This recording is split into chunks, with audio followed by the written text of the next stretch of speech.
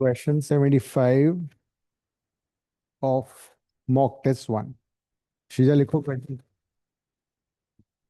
4 tickets for movie A and 5 tickets. 4 tickets for movie A and 5 tickets for movie B. 5 tickets for movie B. The total cost has been given 1540. A का cost हमने ले लिया, ए B का cost B ले लिया, तो 4 ticket ए के और 5 टिकट बी के 150 हो गया 1540. But 5 tickets for movie A, 5 tickets for movie A, and 4 tickets for movie B are costing 1460. 1460. Then the question is, what is the cost for ticket B? B का cost उसने पूछा है 450, option 400, option next 333.34, and D option is 206.67. ये question था. सिस equation two variables 7th 8th class में तुम लोगों ने किया था. या तो इसका तरीका ये था कि तुम हमें बी फाइंड करना, तो ए को एलिमिनेट कर दो. वन मेथड वुड बी ए को एलिमिनेट करना, इसको 5 से मल्टीप्लाई कर दो, इसको 4 से मल्टीप्लाई कर दो, माइनस कर दो. That is one method. Another method could be that when ever you have the coefficient interchanged, तो एक बार इनको सिंपली ऐड कर लो और एक बार सब्ट्रैक्ट कर दो, वो भी हो सकता है. तो if you add these two equations, तो क्या आंसर आएगा? 9a plus 9b is equal to 3000, is it? देखो, जब भी कोएफिशिएंट इंटरचेंज होते हैं ना, एक तरीका ये भी होता है, तो फिर उससे a प्लस बी की वैल्यू आ जाएगी 3000/9. That is a plus B is 1000/3. Simple equation आ गई, अगर तुम्हें ये वाला मेथड नहीं करना है. Next is you subtract these two, इन दोनों को माइनस कर दो. माइनस कर दो तो साइन चेंज होता है, तो माइनस करने से क्या आएगा? If you subtract this, this would be minus A, this would be plus B, and दोनों को माइनस किया तो कितना आ रहा है? 80. The second equation is this, minus A plus B is 80, और फिर इन दोनों को ऐड कर दो. So if you add these two, straight away तुम्हें बी की वैल्यू मिल जाएगी. तो 2b कितना आ गया? 2b is equal to 100/3 plus 80. That is 2b is equal to 1000 plus 240/3, and that's how you get the answer for B. The B is 1240 by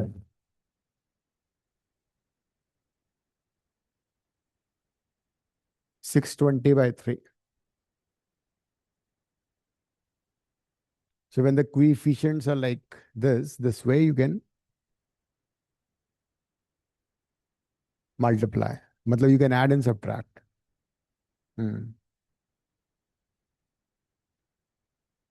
तो उसको ऐसे भी कर सकते हो, और एल्स फर्स्ट मेथड था, एक को 5 से मल्टीप्लाई किया, एक को 4 से किया, एंड सब्ट्रैक्ट.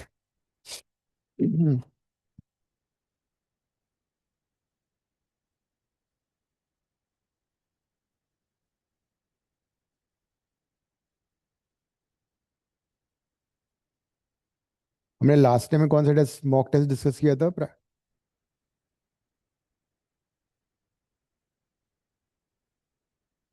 वन हमने डिस्कस कर लिया था ना. वन का I think 65, 60, 68, 89 there were some question you wanted to discuss. Mock test one का क्वेश्चन 65 देखो जरा.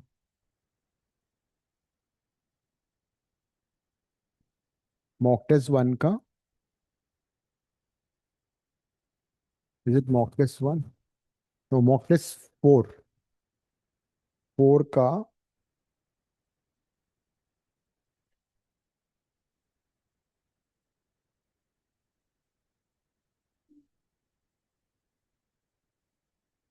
तो मॉक टेस्ट 1 तो हमने डिस्कस ही नहीं किया ना पूरा ही। मॉक टेस्ट 4, 4 डिस्कस कर लेते हैं।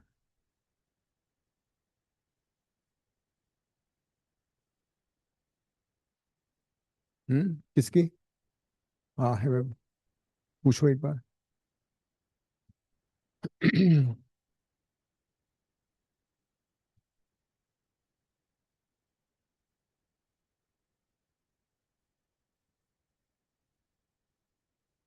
मॉक टेस्ट 4 क्वेश्चन 41 ऑनवर्ड्स करते हैं।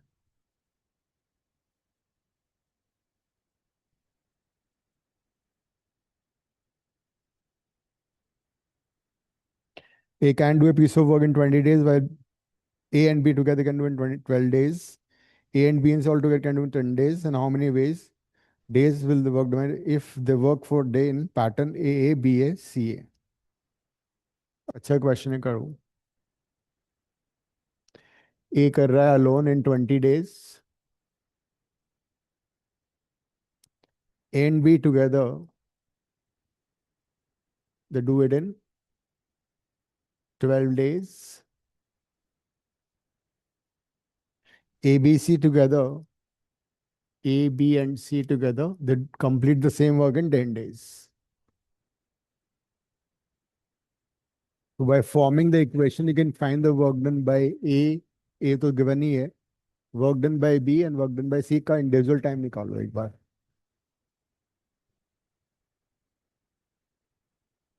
Question 41.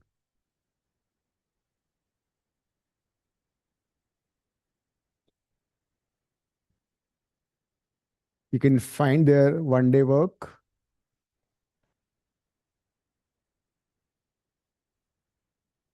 इसका 1 day वर्क हो जाएगा 1/20,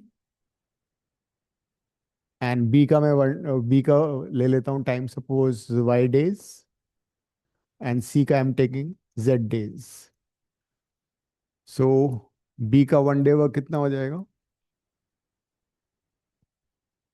बी का 1 day वर्क हो जाएगा, this is for A, B का 1 day हो जाएगा 1/y, सी का 1 day वर्क हो जाएगा 1/z, राइट?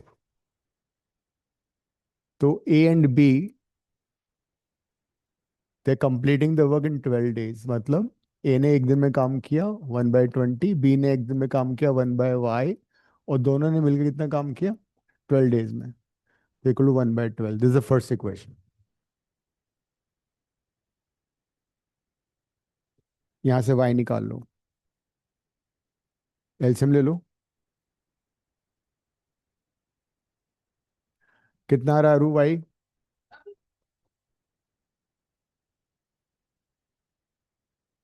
60। 60 आ रहा है, ओके।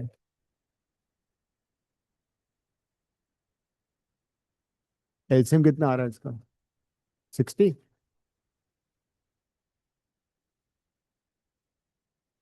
तो y आ गया 60, तो मतलब B alone take 60 days to finish the work. उसके बाद थर्ड इक्वेशन यहाँ से आएगी तुम्हारी, ए का 1 day वर्क 1/20, बी का 1 day वर्क 1/60, और सी का 1 day work 1/z, and they complete the work in 10 days। Next equation is this. तो यहाँ से z की वैल्यू निकाल लो। 1/z would be 1/10 minus 1/20 minus 1/60। z यहाँ से फाइंड कर लो।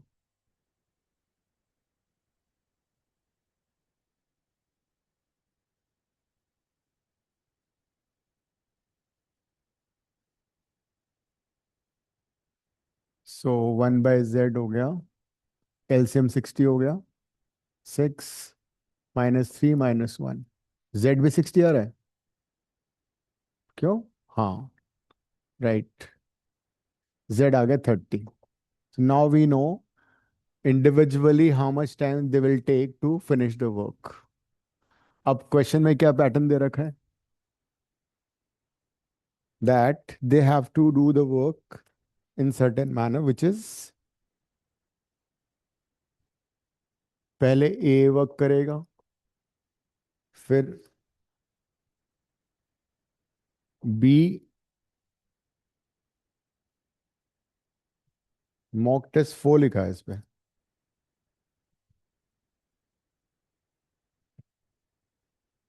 फिर उसके बाद, नहीं, पहले ए ने वर्क किया, फिर ए और बी ने वर्क किया, फिर A and C, A and B, A and C, फिर ये पैटर्न रिपीट हो रहा है, ठीक है, फिर वापस ए ने किया, like that, this repeats like this.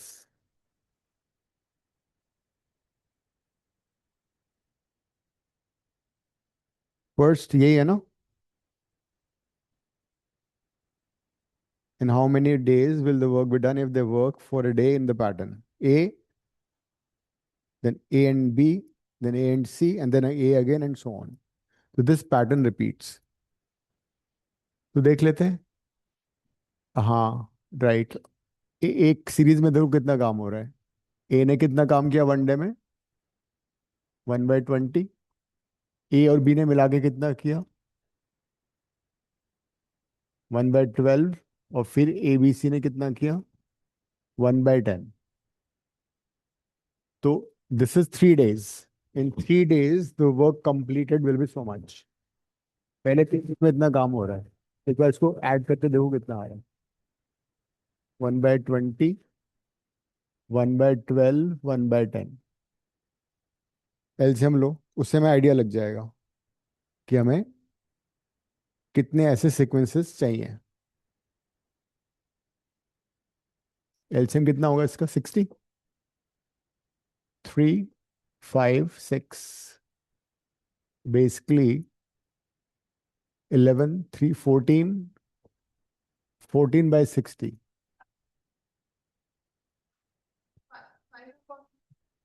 कौन सा? हाँ, 5 बार तो हो ही जाएगी, बिकॉज नहीं, 5 बार क्यों होगी? 14×5 = 70 होता है। हमें तो 1 चाहिए ना, this value should be equal to 1। तो इसको किस नंबर से मल्टीप्लाई करूँ ताकि 1 आए? तो एटलीस्ट 4 टाइम्स तो हो ही रही है। 4 टाइम्स तो होएगी, बिकॉज 14×4 = 56 होता है। तो this will be repeated 4 times. तो इसका मतलब दिस इज 3 days। तो 12 days में टोटल वर्क कितना का हो गया? तीनों ने 4 बार ऐसा किया काम, तो हो जाएगा 14/60 into number of days which is 4। 56/60 work done हो चुका है। मतलब 12 days में इतना काम हो चुका है। अब 13 डे में क्या होगा? 13 डे में 56 + 60 + 1/20 हो जाएगा, है ना? तो ये कितना? हम्म। नहीं, 5 नहीं है, माइनस हो रहा है ना, ये नेगेटिव साइन है। 6 - 3 - नहीं नहीं, 4 - 3 60 हुआ। 4 - 3 1 हुआ ना। सर वैसे y की वैल्यू 30 नहीं आनी चाहिए?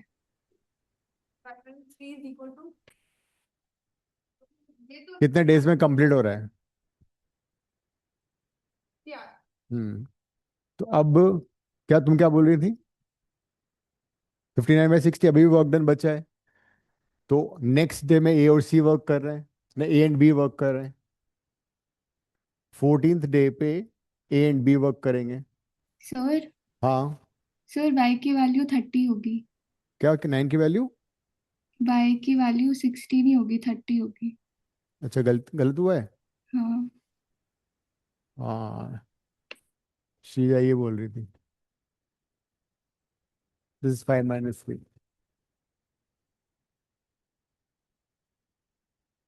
तो वाई की वैल्यू 30 है। हाँ, दोनों की 30 है, फिर तो चेंज हो जाएगा फिर ये। नहीं नहीं, सब कुछ नहीं होगा, ये तो सेम ही रहेगा ना, ये तो सेम ही है।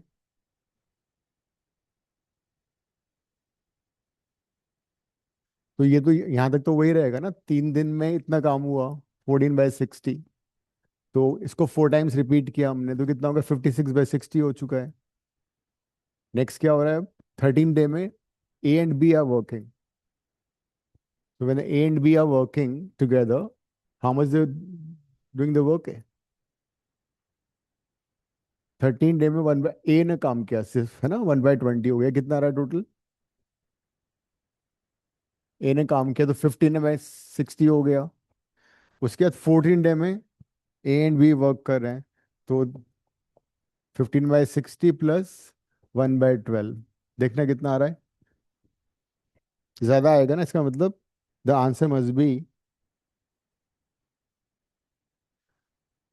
13 प्लस समथिंग। हाँ, 14 डे में काम हो रहा है, ये तो ऑप्शन में ही नहीं है।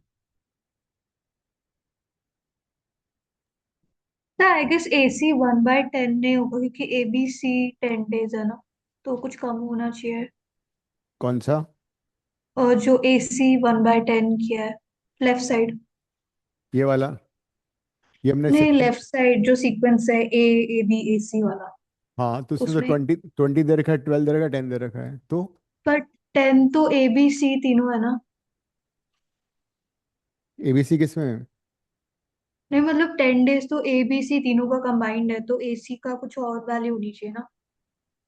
अच्छा, हाँ, हमने वो गलत कर दिया ना फिर ये। This should not be 1/10। हाँ, यहाँ पे गलती हुई है। वो 10 था एबीसी, जबकि ये है एसी, तो एसी कितना होगा, एसी निकाल लो ना। A and C work, how much time will take? A का कितना था, 1/20। सी का कितना था, 1/30, इक्वल टू 1/n ले लेते हैं। तो कितना आएगा ये, 63 + 2। एन का 12 आ रहा है, एसी भी 1/12 आएगा। हमने एबीसी ले लिया था वो, तो इट इज एबीसी। अब देखो, इफ दे रिपीट फॉर से वंस, तो कितना टाइम आ रहा है?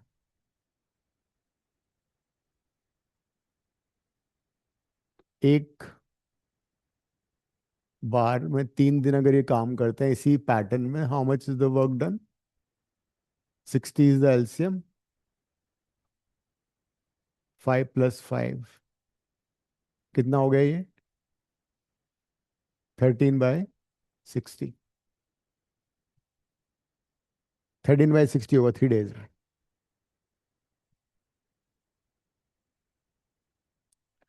तो मुझे इसको 1 बनाना है, तो 13 4 जा तो हो ही जाएगा, तो मतलब 4 टाइम्स रिपीट होगा ये। 4 टाइम्स रिपीट हो गया, तो 12 डेज में कितना काम हो गया? 12 डेज में हो गया 13/60 × 4, that is 13/15 of the work is complete in 12 days. फिर 13 डे में क्या होगा?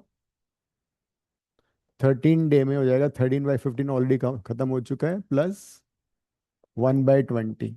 ये निकालो कितना आ रहा है, दिस इज 30, 26, नहीं 60 लेना पड़ेगा। 60, 52 + 3, 55/60 हो गया। 13 डे में 55/60 हो गया।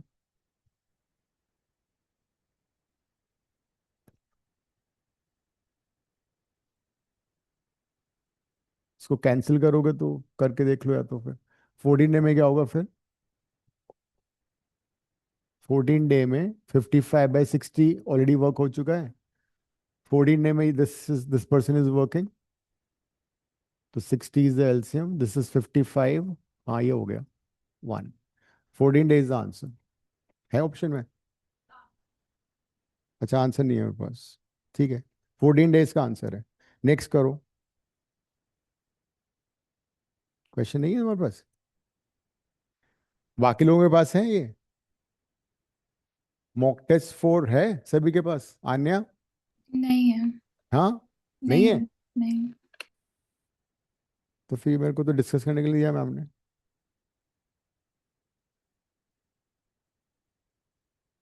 अच्छा,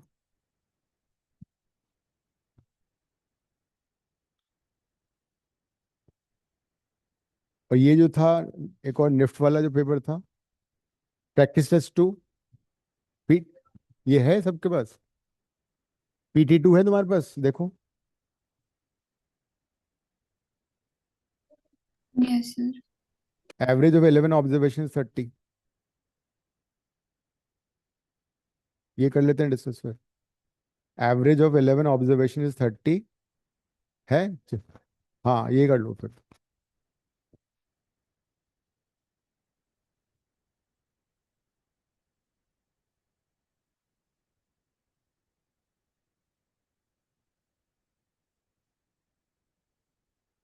चैताली तुम्हारे पास है ये रिदिमा? नहीं सर। क्या बात कर रही हो? सर दो ही तो मॉक थे और दो प्रैक्टिस मॉक मैम ने भेजे ये थे। मॉक टेस्ट 2 नहीं था? ये ऑफिशियल वाला है क्या मॉक टेस्ट 2? ये उसमें तो प्रैक्टिस कोई टेस्ट 2 है। पता नहीं सर। ये प्रैक्टिस टेस्ट 2 है। मैं इसको ग्रुप में डालूं? तुमने भेजा मुझे?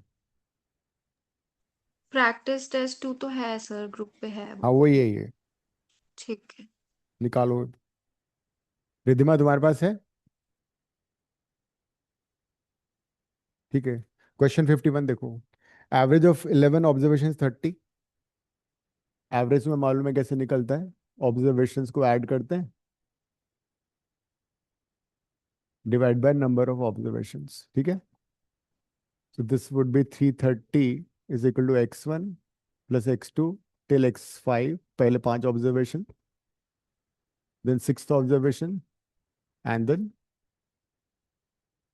ये लास्ट 5 ऑब्जर्वेशन है।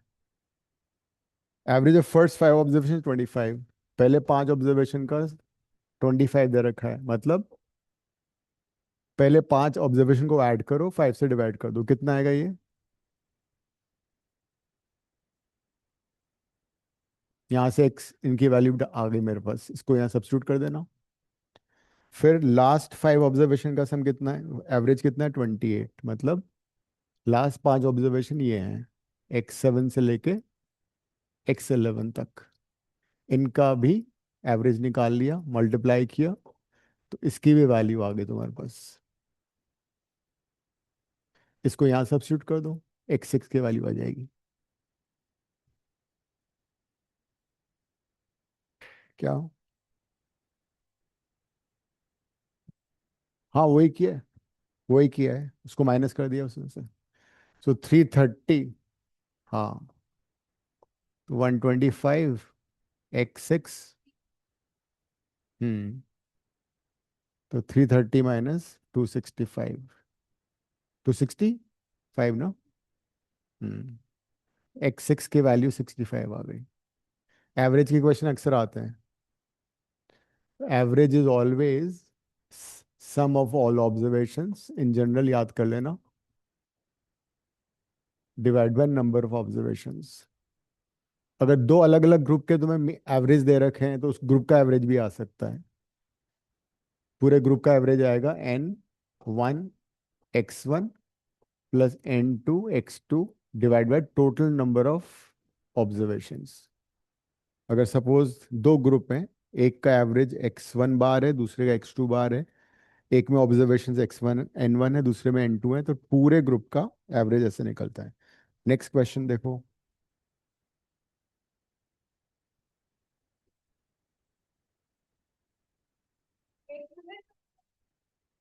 कर लो। इसमें total Virat obtained 18% marks in an examination and he failed by 60 marks. If passing marks are 33, then total marks are. तो जो फाइंड करना है उसको तुम एक्स अज्यूम कर लो, and you know how to find percentage.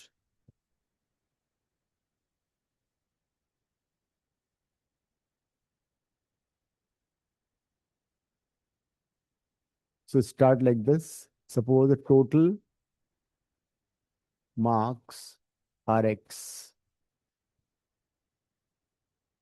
Passing marks कितने हैं? 33%। तो 33% ऑफ x इतना हो गया। उसको कितना मिला? उसको मिला 18%, तो माइनस या equal to 18%। But he failed by how many marks? 60 marks, तो 60 ऐड कर दिया। 33% इज द पासिंग मार्क्स, 18% उसको मिले, और उसमें वो 60 से फेल हो रहा है, मतलब 60 ऐड करोगे तो वो पास हो जाएगा। So 33x is equal to 18x equal to 60 into 100. ये कितना हो गया? 15.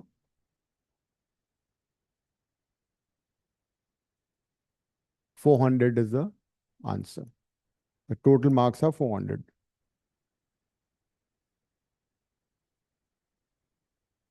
Next करो third, 53rd.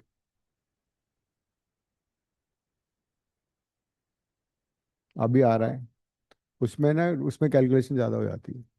अब इसमें भी एक कैलकुलेशन होती है इसमें बहुत ज्यादा, और कुछ नहीं है. एक ही फॉर्मूला है उसका बस.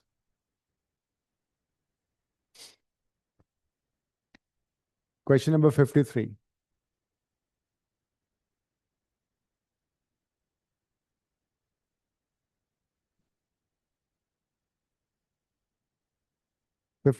The simple interest on rupees. तो सिंपल इंटरेस्ट प्रिंसिपल दे रखा है तुम्हें 200 रुपीज. टर्म्स दे रखी है 7 मंथ्स. रेट ऑफ इंटरेस्ट है 5%. 5 रुपी 5 पैसे पर रुपी, तो मतलब 5% हो गया. एंड उसने पूछा है सिंपल इंटरेस्ट. सिंपल इंटरेस्ट का फॉर्मूला होता है PRT/100. कर लो.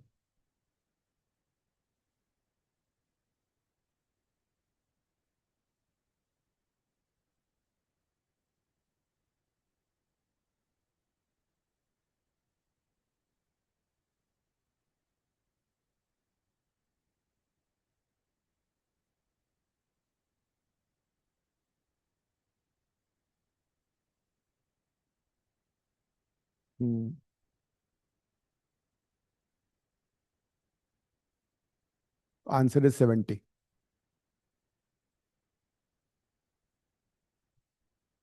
Next is the difference between compound interest and simple interest on a sum of 50,000 for 2 years.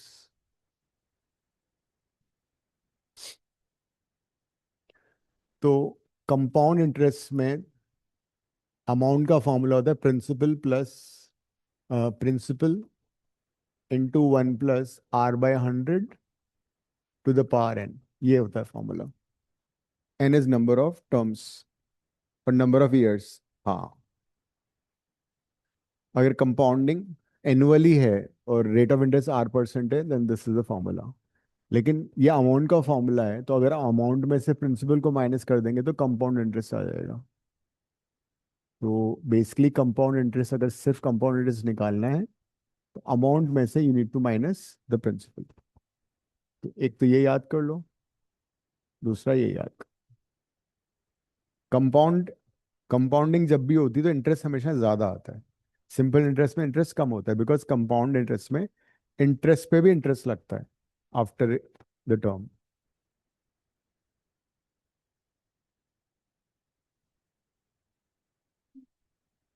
तो पहले तुम सिंपल इंटरेस्ट निकाल लो. कितना आ रहा है? PRT/100 से. उसके बाद तुम कंपाउंड इंटरेस्ट निकालो, फिर दोनों का डिफरेंस निकाल लो. These will have little more calculation. Value substitute कर दो, बस आंसर आ जाएगा.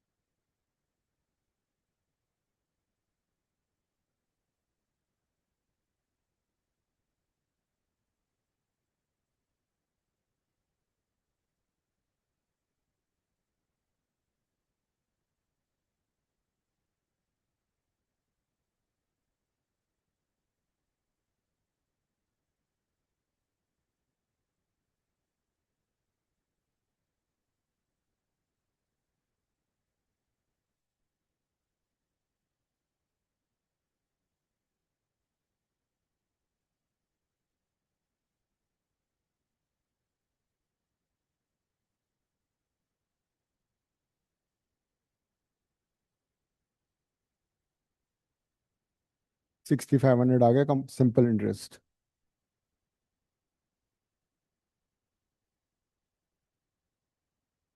कॉमन ले लेते हैं पहले।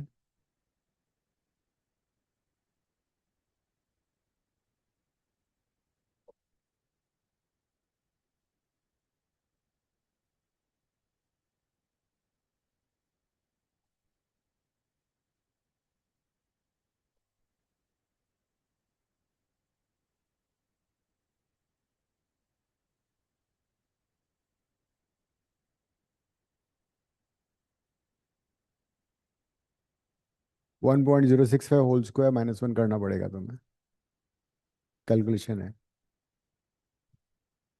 हाँ। हम्म।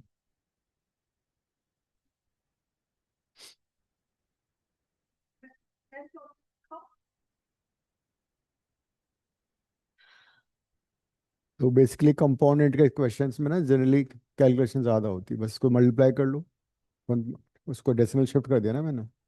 1065 को, नहीं, दो शिफ्ट करोगे ना जीरो, यहाँ आएगा 1 के बाद। 1065 को से मल्टीप्लाई कर लो, वो बाद में कर लेना, इसका होल स्क्वायर। हम्म।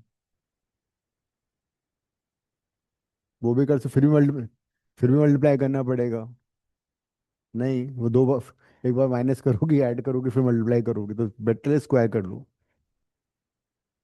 स्क्वायर कर लो, इजी हो जाएगा। तुमने स्क्वायर तो नहीं किया, 1.06 का होल स्क्वायर करना था शीजा। नहीं हो, तो आंसर सही आएगा। Almost you reach to the answer, next step में आंसर है तुम्हारा बस।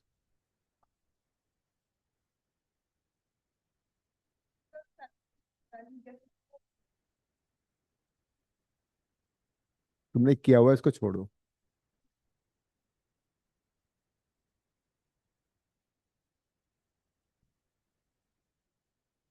1.065 को 1.065 से मल्टीप्लाई करो, 1 पॉइंट समथिंग आएगा, उसमें 1 माइनस कर देके 50,000 से मल्टीप्लाई कर देना।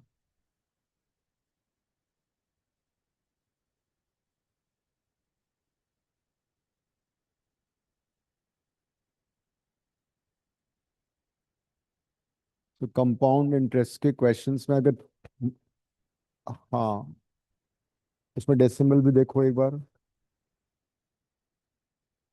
हाँ, देखिए डेसिमल देख लिया। दिखाओ। 3 3 6, हाँ, 1 2 3 4 5 6, 1 पॉइंट समथिंग आ जाएगा, नहीं, 1 2 3 4 5 6, 1 पॉइंट आएगा। नहीं, अब माइनस कर दो।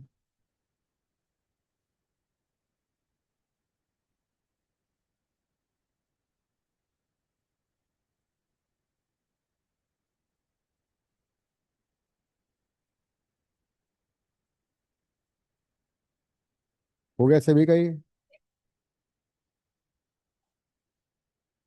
हाँ, 50,000 से। हाँ, तो 50,000 था ना, ठीक है, मल्टीप्लाई कर लो। हाँ, फिर उसको माइनस कर देंगे, 6500 करो मल्टीप्लाई 5 से। और नहीं करना है तो पता है किस तरीका, 2 से मल्टीप्लाई डिवाइड कर दो, फिर 10 बन जाएगा, और फिर 2 से डिवाइड करना है तुम्हें, इजी है वो। 2 से मल्टीप्लाई डिवाइड किया, ये 10 बन गया, एक डेसिमल आगे कर देना, 2 से डिवाइड करना इजी हो जाएगा।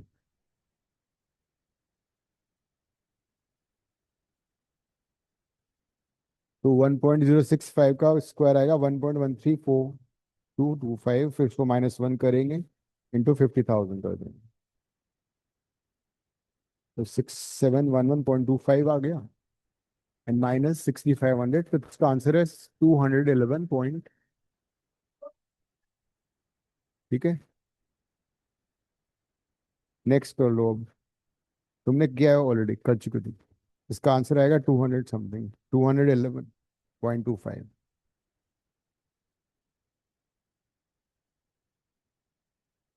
मैंने ऑलरेडी किया हुआ है, इसको छोड़ दो।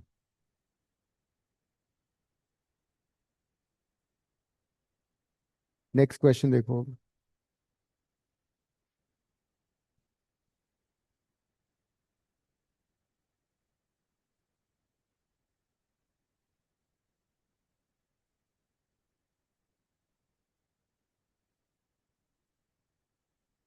हो गया सभी का? Chaitali, Aru? Next is on average speed 55. Rahul travels first 50 kilometer at 10 kilometer per hour, next 40 kilometer at 20 kilometer per hour, and then 60 kilometer at 15 kilometer per hour. तीन डिफरेंट डिस्टेंसेस हैं और उनमें तीनों में स्पीड भी अलग अलग है। तो एवरेज स्पीड का एक फॉर्मूला लिख लो। Average speed is total distance covered by total time taken, covered by total time taken, that is the average speed. तो अब टोटल डिस्टेंस तुम्हारे पास है 50 kilometre plus 40 kilometre plus 60 kilometre. Time निकालना पड़ेगा। टाइम के लिए तुम क्या करोगे? Time is distance by speed. तो इंडिविजुअल तीनों के टाइम निकाल लो और फिर उनको ऐड करके डिवाइड कर दो। करो जल्दी से। Total distance covered by total time taken, time is distance upon speed.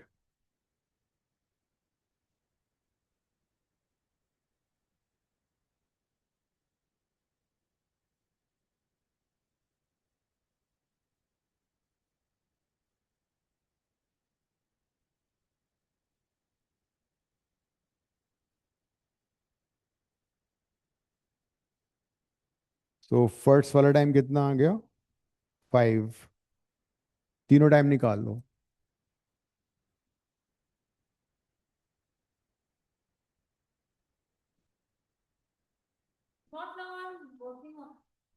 वो हो चुका है तुम्हारा, बार कर चुके तुम ऑलरेडी एक बार इसको। तो टोटल टाइम आ गया तुम्हारा 5 + 2 + 4 है ना। टोटल डिस्टेंस कितना है? 50 + 40 + 60, 150/11। अब तुम ऑप्शन हमेशा देखा करो बिफोर सॉल्विंग। नहीं, ऑप्शन में डेसिमल नहीं है, मिक्स फ्रैक्शन में है ना। इसका मतलब ये हो गया। और 11 से डिविजिबल, तो मतलब एक ही आंसर। हाँ ठीक है, परफेक्ट, गुड। नेक्स्ट करो, अपना बैठ जाओ। तो एवरेज स्पीड का फॉर्मूला लिख लो। फोर्थ इज आंसर इसका, total distance by total time. इसका मैं तुम्हें एक और रिजल्ट बता रहा हूँ। अगर उस टाइप का क्वेश्चन आएगा तुम इजीली आंसर कर पाओगे। अगर a body travels two equal distances, say d and d, with two different speeds, तो एवरेज स्पीड का रेडीमेड फॉर्मूला याद कर लेना। ये एज इट इज भी आ सकता है क्वेश्चन। ये होता है 2v1v2/v1 + v2। लिख लो ये। If a body covers two equal distances with two different speeds, if a body covers two equal distances with two different speeds,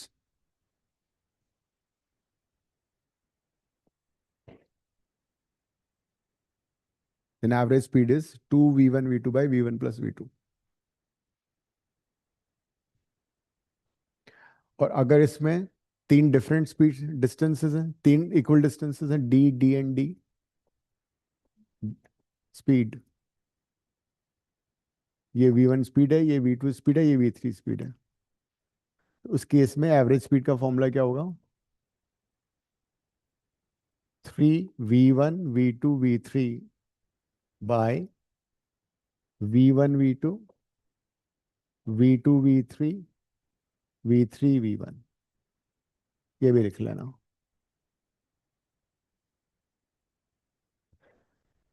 जो हमने अभी क्वेश्चन किया था उसमें हमें डिस्टेंसेस अलग अलग दे रखी थी। इसमें डिस्टेंसेस दे रखी थी d1 d2 d3, स्पीड भी अलग अलग दे रखी थी। तो हमने क्या किया? टोटल डिस्टेंसेस को ऐड किया और फिर टाइम से डिवाइड किया। पहली वाले का टाइम कैसे निकाला हमने? d1/v1 से। दूसरे का टाइम कैसे निकाला? d2/v2 से। तीसरे का टाइम निकाला d3/v3 से। This is how we solve it. इसमें हमें डिफरेंट डिस्टेंसेस दे रखी थी, डिफरेंट स्पीड दे रखी थी। टोटल डिस्टेंस ऐड करके हमने टोटल टाइम से डिवाइड कर दिया। Next is 56। What is the unit digit in the expansion of 89628 to the power 402?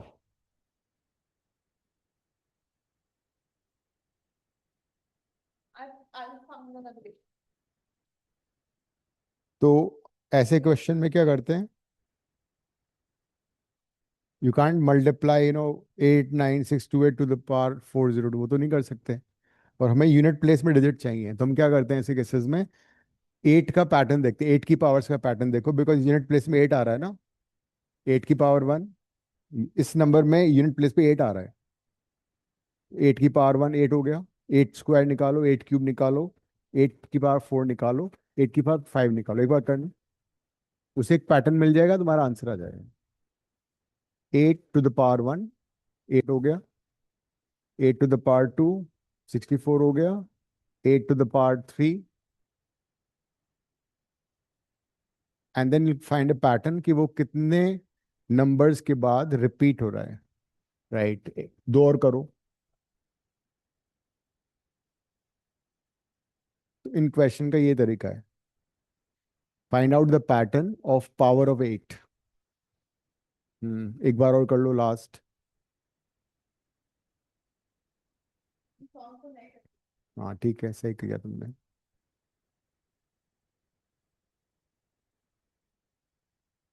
Right, इसका मतलब ये हो गया, जो रिपीट हो रहा है ना, मतलब 4 के बाद वापस 8 आ गया, तो ये पैटर्न फॉलो होगा। 8 4, 4 के बाद क्या आया था, 8 4 2 6 8, मतलब 4 4 के बाद ये पावर यूनिट प्लेस में डिजिट रिपीट हो रहा है।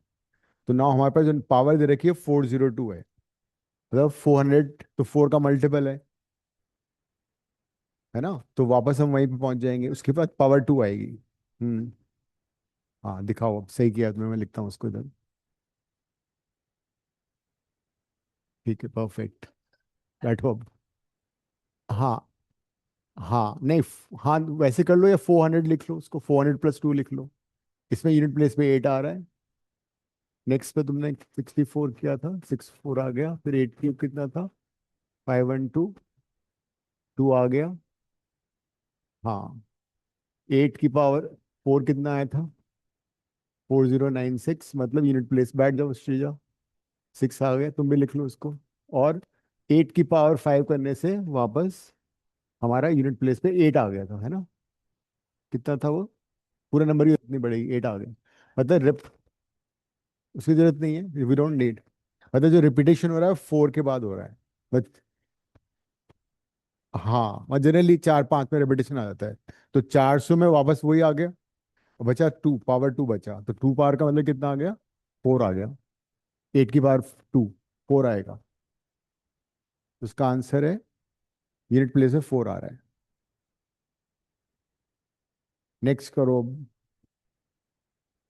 हाँ वो आंसर है।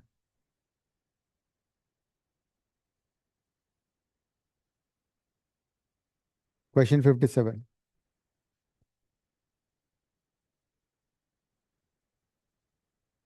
नाउ नेक्स्ट क्वेश्चन में यू हैव टू, ठीक है, बैठो।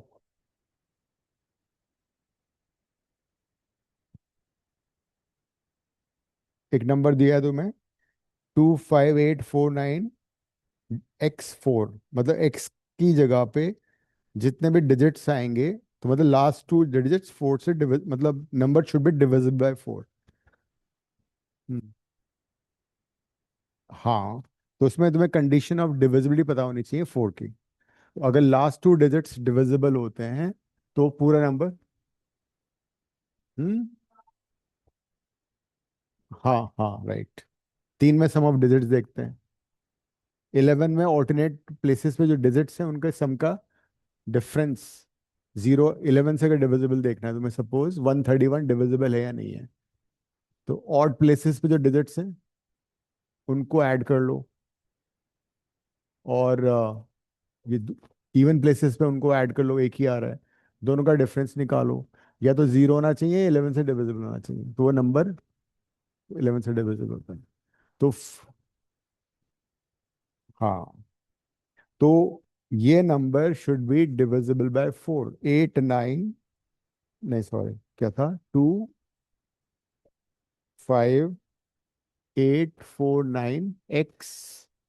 4 है ना। तो मतलब लास्ट 2 डिजिट्स 4 से डिविजिबल अगर हैं तो वो नंबर 4 से डिविजिबल होगा। तो एक बार ऐसे करते हैं ना, सारी डिजिट्स ले लेते हैं। 0 से लेके 9 तक डिजिट्स मेरे पास हैं। नहीं नहीं, सम पूछा है उसने, क्वेश्चन पढ़ो। ये डिविजिबल है तो यहाँ पे 0 आ गया। अगर 1 लेता हूँ तो डिविजिबल नहीं है। 2 लेता हूँ तो डिविजिबल है, 2 आ गया। 3 लेता हूँ तो डिविजिबल नहीं है, 4 लूंगा तो जितने भी डिजिट्स हैं उन सबका, एक्स की जगह जो डिजिट्स डाले ना उन सबका सम। तो उन सबको देखो कितने हैं, उनको फिर ऐड करो, कर लो, हो जाएगा।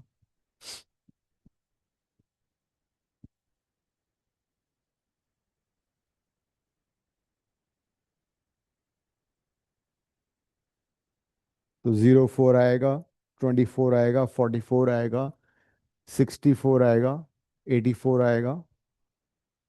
That's it. 54 नहीं होगा, 64 होगा।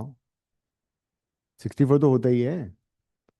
और 84 होगा, 84 होगा। तो when you add these numbers, तो बेसिकली 0 + 2 + 4 + 6 + 8, कितना आ गया सम? 0 + 2 + 4 + 6 + 8, the sum is coming out to be 20। हाँ।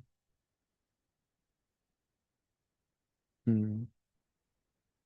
The next is, what is the remainder when 2 raised to power 93 is divided by 9? तो मैंने इसका जो मेथड बताया था वो बाइनोमियल वाला था, याद आ रहा है? वो लंबा मेथड था।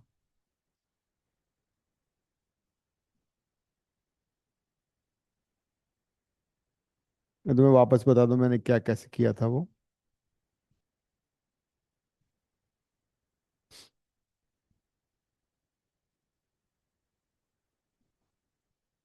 रिमाइंडर वाले में ऐसे किया जाता है, 2 raised to power 93 मेरे को दे रखा है, एंड डिविजिबिलिटी बाय 9।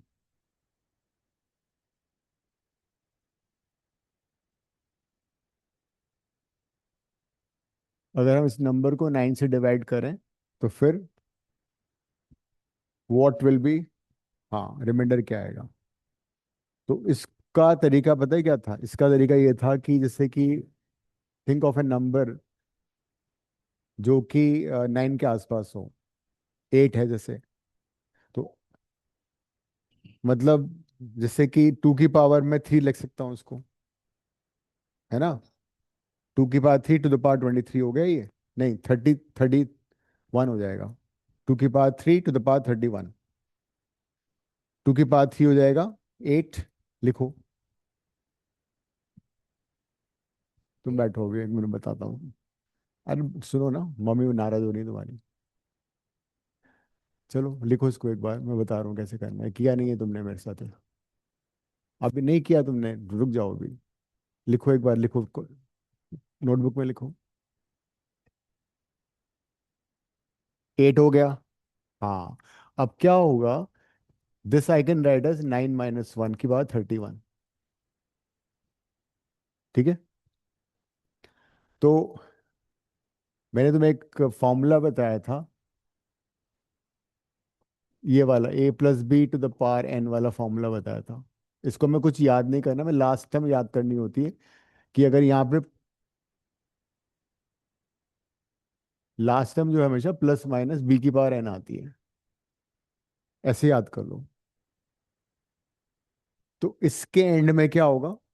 इसको जब मैं सॉल्व करूंगा तो जो ये पूरी की पूरी टर्म 9 से डिविजिबल होगी, इसमें हर टर्म में 9 आएगा, एंड लास्ट में -1 आएगा। मतलब this completely complete term, the bracket वाला हाँ नहीं, या माइनस साइन है तो माइनस हो जाएगा, प्लस में प्लस आता है माइनस। हाँ। तो ये हो जाएगा, ये हो जाएगी 9 × के -1। मतलब ये पूरा नंबर 9 से डिविजिबल है, और इसमें -1 आ रहा है। -1 रिमाइंडर तो हो नहीं सकता। इसका मतलब क्या हुआ रिमाइंडर? 9 - 1, that is 8। अगर मान लो +1 होता तो 1 ही रिमाइंडर था। लेकिन नेगेटिव अगर आता है ना, तो जिससे तुम डिवाइड कर रहे हो उसमें वो ऐड करना पड़ता है। इसको ऐसे समझो इसमें मैंने सपोज 9 ऐड कर दिया और 9 सब्ट्रैक्ट कर दिया। इसमें मैंने 9 ऐड किया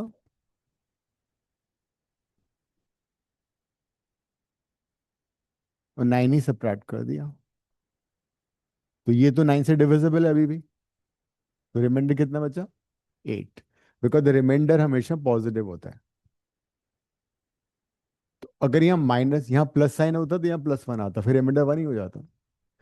तो इन क्वेश्चन को करने का यही तरीका होता है कि उस पावर को, अगर मान लो ये 3 से डिविजिबल नहीं होता, मान लो ये नंबर होता 2 की पावर 100 मान लें, तो उसमें 2 की पावर 3 नहीं आ सकती ना। तो इसको 2 की पावर 3 कैसे बनाऊंगा मैं? I'll write it 2 into 2 की power 99, and then I'll write like this: 2 की पावर 3 to the power 33।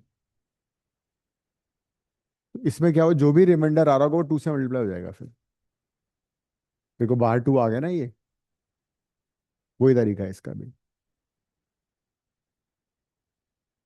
तो उसको वैसे सॉल्व कर लेते हैं। नेक्स्ट करो अब 59। 59 में कुछ नहीं, एलसीएम लेना है ना?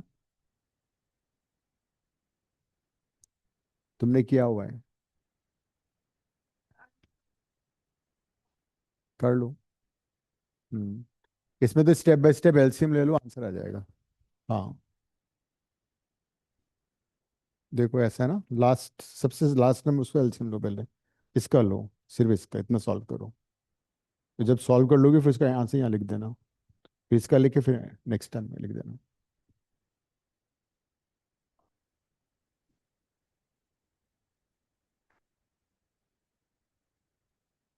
हाँ, अब इस पूरी टर्म को तुम क्या करोगे, इसकी जगह लिख दो,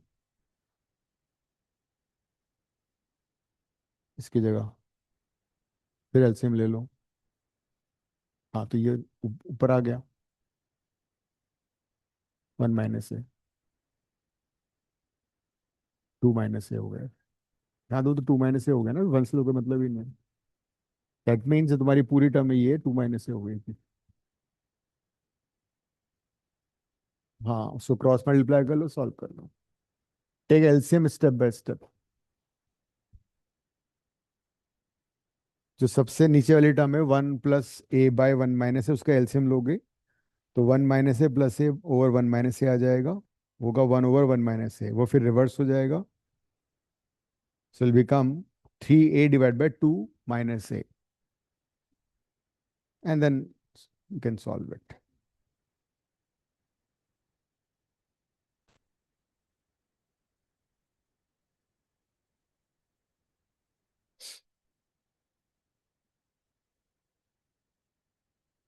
हो गया, क्या रहा है? 4/5 इज द आंसर। नेक्स्ट करो 60।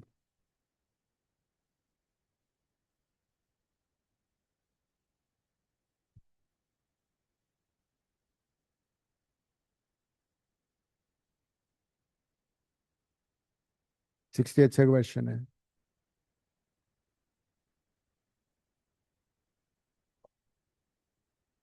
The number of unskilled work, सभी का हो गया ये वाला 59। आन्या कर लिया? Yes sir. चैताली नहीं यस किया? सर। हो गया कौन सा? 59। नहीं सर, मैंने किया नहीं है। क्यों? फिर लास्ट की जो टर्म है, सबसे जो नीचे टर्म है ना, 1 + a/1 - a, उसका एलसीएम लिया। सर हो एलसीएम जाएगा, मैंने किया नहीं है, ये वाला तो हो जाएगा। कर लो ना, फिर अभी कर करके आगे बढ़ते हैं। रिधिमा तुमने कर लिया?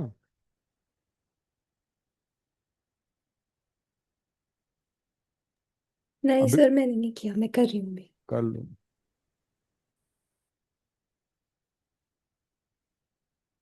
60 तो कॉमन सेंसिकल क्वेश्चन है, 60 वाला ना।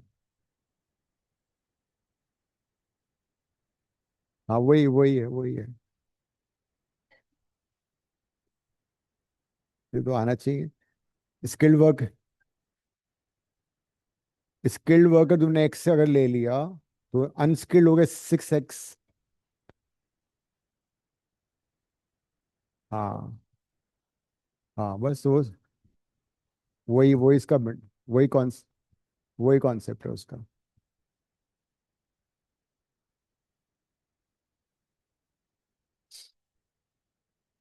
तो 60 में स्किल्ड ले लो एक्स, अनस्किल्ड ले लो 6x, दोनों का सम करोगे 7x आएगा, मतलब टोटल वर्कर्स आर 7 × x। मतलब the total number of workers में हमेशा 7 का मल्टीपल होगा। तो 60 वाले में सिर्फ एक ही नंबर में 7 का मल्टीपल नहीं है, दैट इज 40। तो आंसर उसका आएगा 42 का आंसर, सेकेंड है इसका answer.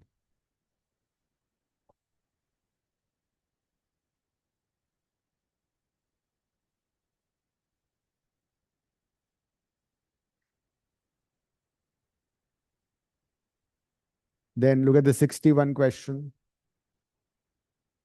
The speed of 100-meter long train is 144 kilometer per hour. Then in how much time will this train cross a standing pole? Simple.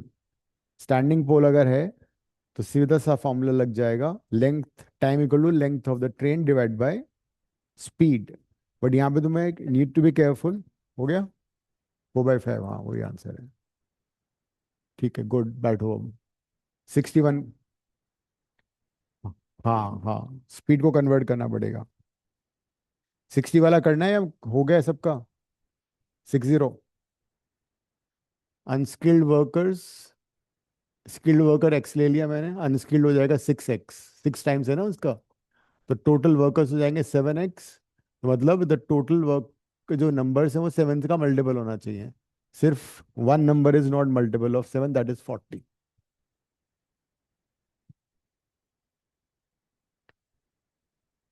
61 में the length of the train is, bridge दे रखी है 100 metre, no 100 metre long है ये तो, train की length दे रखी है।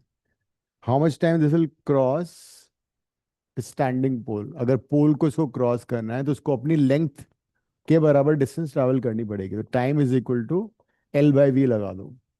L is 100। ऑप्शन देख लेना पहले ही, ऑप्शन सेकंड्स में दे रखे हैं।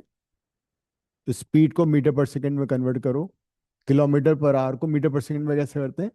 5/18 से मल्टीप्लाई करके। लिख लो ये। नेक्स्ट क्वेश्चन था 61। whenever you want to convert kilometer per hour into meter per second, multiply by 5/18. So distance upon speed time आ जाएगा 18, 8 जा 144 होता है। तो ये आएगा t is equal to 100/40, 2.5 second.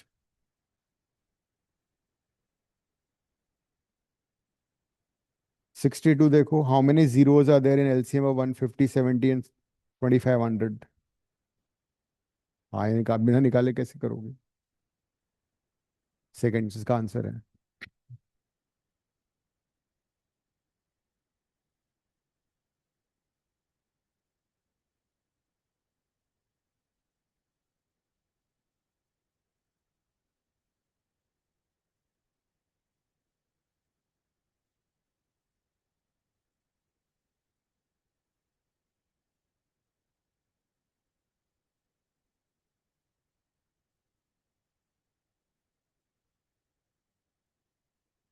Obvious सी बात है, बिना निकाले भी तुम कर सकते हो। अब- हाँ, नहीं अगर डबली वेरीफाई करना तो निकाल लो, अदरवाइज तो वैसे पता लग रहा है। क्यों? तो एलसीएम कैसे आएगा? भाई 150 है, 70 है, 2500 है। तो वो जो जो भी नंबर तुम्हारा आएगा लिस्ट, तो 2500 से का डिविजिबल होगा ही ना, वो मल्टीपल होगा ही होगा। तो 2500 में अगर 2 जीरो आ रहे हैं तो उसमें 2 जीरो मिनिमम तो होंगे ही होंगे।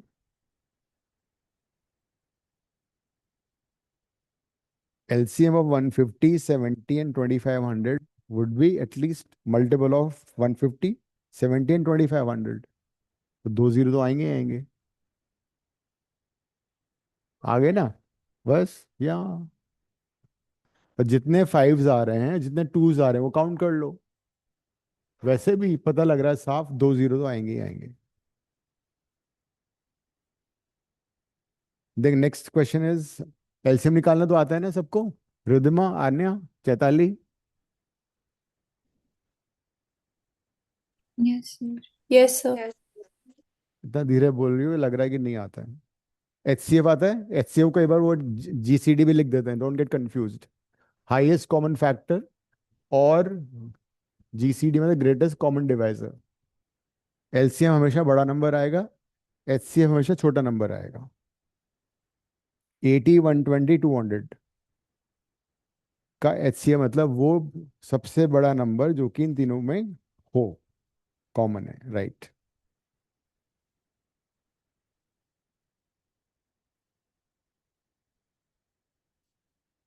तो इस तीनों का एचसीएफ कितना आ रहा है? 80, 120, 200। एचसीएफ इसका आएगा 40 आएगा, बिकॉज 40 से 80 भी डिविजिबल है, 40 120 में भी कंटेंट है, 200 में भी है। And it is, the question is 10 plus something, what that something is. So since it's 40, so the answer should be 10 plus something, that something should be 30.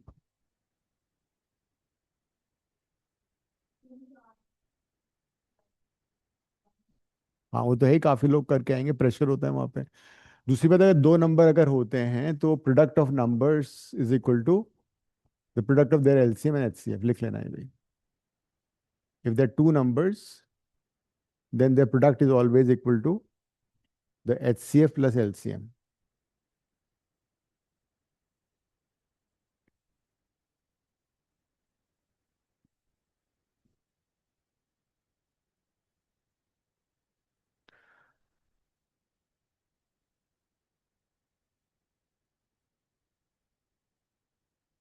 Next, find the greatest number of four digits which is exactly divisible by 18, 24 and 45. तो इसमें क्या? हाँ, नहीं इसमें LCM निकाल लो, मतलब सबसे divisible है ना, तो एलसीएम निकालोगे और फिर 10, हाँ मतलब 10,000 उसका मल्टीपल होना चाहिए, मतलब 18, 24 एंड 45 का वो निकालो एलसीएम।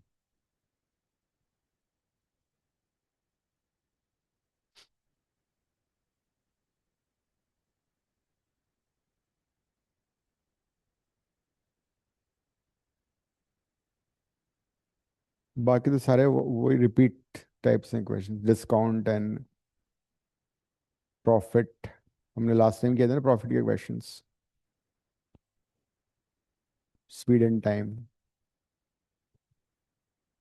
1080 आ रहा है एलसीएम। हाँ तो अब इसमें तुम क्या कर सकते हो, 1080 एलसीएम आ रहा है पक्का। 18, 24, 45 का एलसीएम कितना आ रहा है?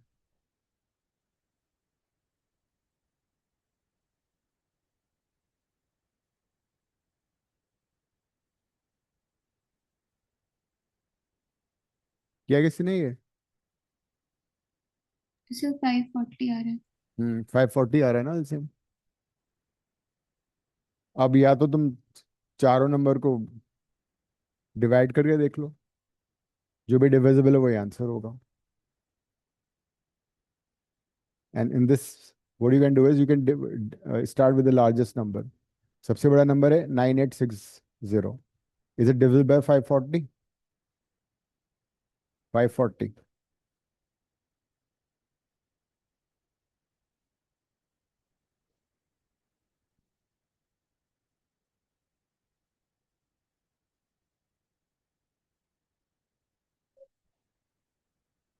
540 को तुम, नहीं जो ऑप्शन दे रखे ना उसमें सबसे बड़ा जो ऑप्शन है उसको डिवाइड करके देखो कि वो डिविजिबल है या नहीं है। अगर वो नहीं है 5860, तो मतलब वो रूल आउट हो जाएगा। Next largest number is 9720। I think 9720 540 से डिविजिबल है। और कोई डाउट है तुम्हारा, कोई स्पेसिफिक किसी का?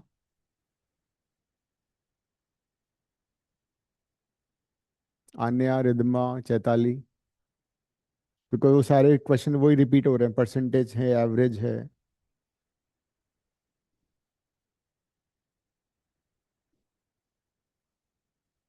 कोई स्पेसिफिक डाउट है? No sir. No sir.